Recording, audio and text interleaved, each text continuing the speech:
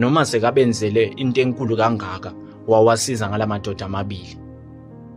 Imessage yanamuhla noma umyalezo wanamuhla ukuthi mukela uJesu Kristu ashintshe indlela ophila ngayo.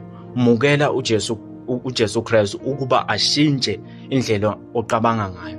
Mukela.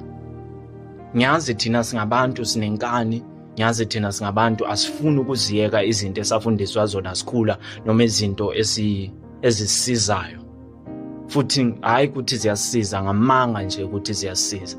Kodwa uJesu Kristu mukele masafikile empilweni yakho noma mukela lapho ushumayezwa, mukela lapho kumele uguquke ngendodana uJesu Kristu. Masifunda izwi lakhe siyathola ukuthi yena ungumkhululi wezoni.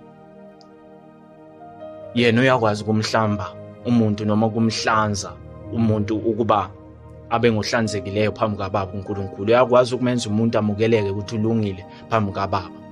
Asimukeleni ukuthi inkosi uJesu ihlukile, ayifani nabonkulunkulu bamanga, ayifani nezithixo, kodwa yona inguNkulunkulu uqobo. Asiguqeni phambi kwayo sidumise bayethe.